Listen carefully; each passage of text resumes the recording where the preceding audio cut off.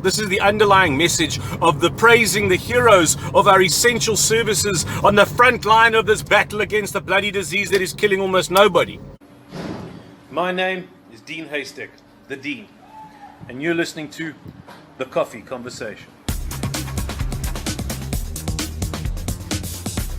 Exactly is not essential in this country? Who exactly is not part of the essential services and the essential industries that are valuable to keep South Africa going, that is being determined by the authorities and dictated even by them as to what is essential and what's not? You unimportant lawyers, you unimportant accountants, you unimportant doctors that aren't only looking after the corona people but everybody, you unimportant patients who are merely having a spleen problem and need an emergency surgery, being rejected from the hospital because you might get the virus or infect somebody with it, and you're not essential. This is the underlying message of the praising the heroes of our essential services on the front line of this battle against the bloody disease that is killing almost nobody. You're not essential. Tourism, you're not essential. Builders, you're not essential.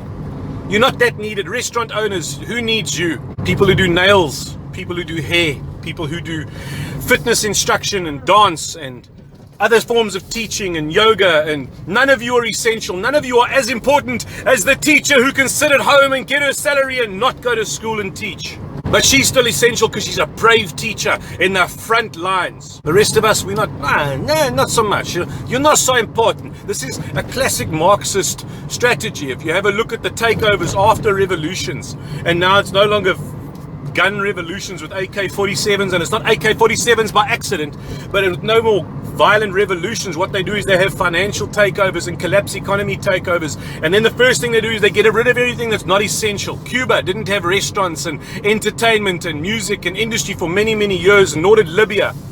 These authoritarian countries that take over and say that you don't need that stuff to live, you just need your basic stuff, and we'll give it to you and we will own you. A friend of mine went to hospital. He desperately needed treatment a little while ago. Nobody would see him. My mom needs an operation. Her spleen needs a serious operation. They can't get a room for her, not because the hospitals are full, but because it's not essential. Old people dying in old age homes all alone, dying of loneliness now. You're not essential because you're trying to save the lives of a few people who get sick with this virus, who have got underlying conditions. The rest of us are not essential. So where is this saving lives? The statement was made the other day that the curriculum, the academic year is not important as saving lives. What? So again, I say we're not going to drive in cars in case we have an accident and somebody dies when they go to school. You can't qualify it in that way. So what is more valuable? And why schools, by the way? So schools can go back. That's an essential service. Schools, more essential than industry, more essential than employment, more essential than companies surviving and being able to pay bills and feed their families. It's more essential rather. Your child can starve, but as long as they go to school. Your child can suffer, but it's okay because they can go to school where the government will look after them in public schools. I'm not exactly excited about the way things are being handled. And as South Africans, I want to tell you all that you are all essential, that you are all important. And one of the great things that the Judeo-Christian value has done for the Western world, and we kind of partly in that space, we are affected by that, is that they identified the individual as sovereign, that the creation and the creator is in every one of us, and we each have equal value. It's where the idea of one man, one vote comes from. And it's a good idea. It's the idea where slavery must end. That's a good idea. It's an idea where government should not be in charge and ruling over people, but they should be serving them. It's a good idea. And this is eroding the fabric of society because we're not allowed to visit our old people who are dying, and they're dying faster. There's 17,000 deaths more than what was expected in one single month. In 1 month in South Africa, you expect about 45,000 people to die every month on average in South Africa.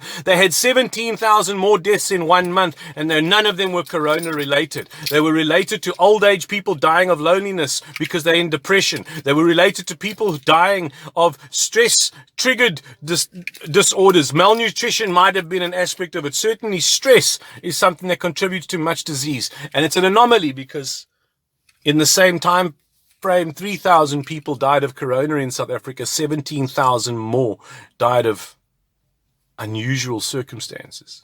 We are all valuable. Yes, I do appreciate, and we're all very grateful for those that are forced to stand in the front line of this pandemic, to a degree forced because of the occupation that they have, but they're free to not go to work as well. And any one of us are just as brave to say that, government, if you will allow us to go to work, we will be heroes too. But we are not the kind of hero that serves you, because we're not essential to your purpose. So take your essential services and shove it where it fits best. My name is Dean Haystack, and I'm just a guy who gives a damn.